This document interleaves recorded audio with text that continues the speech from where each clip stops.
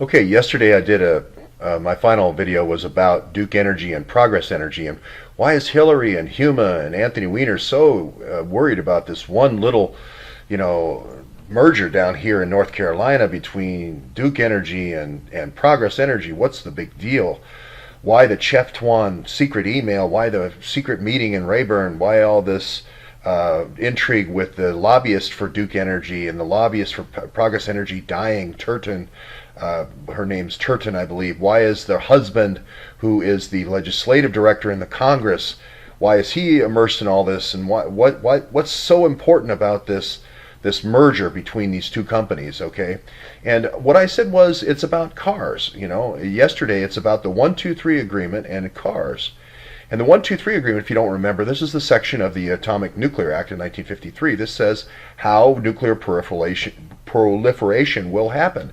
Look at where Hillary spends her time and look at where she gets her money. Morocco, $28 million. King of Morocco. Ukraine, Japan, China. India started with the 123 agreement in 2008.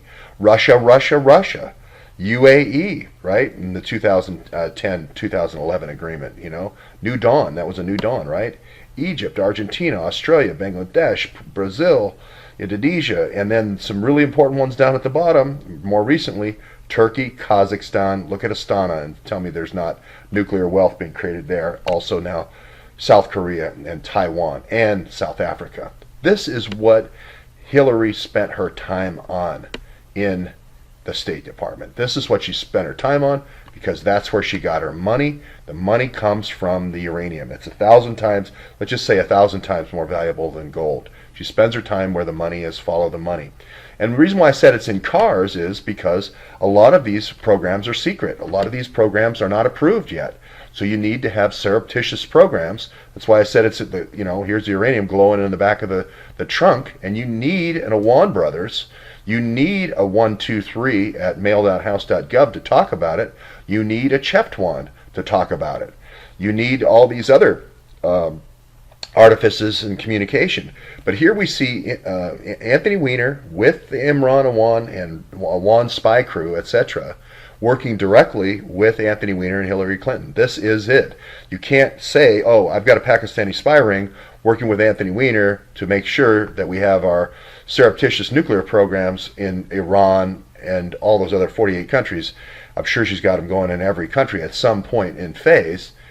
You just can't do that.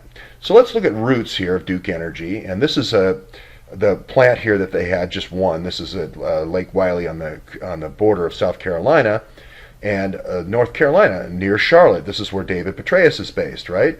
And now here is the company they bought, Progress Energy, and it had this key thing, which was this Sharon Harris nuclear facility to store the spent fuel rods.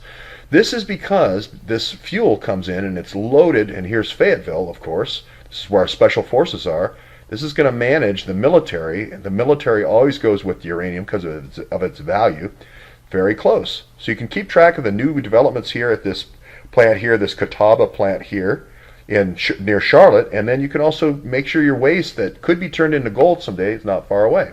So I'll show you real quickly what the Catawba plant looks like.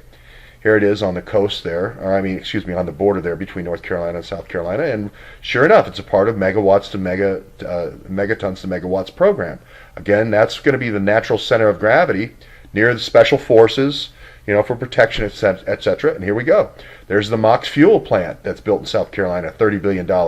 Isn't completed. It's only 30% completed. Plutonium, big problem, hard to store, could be nuclear proliferation, etc. What if we could turn that into 1,000 times the value of gold? That would be resources for the future. It would help me win an election.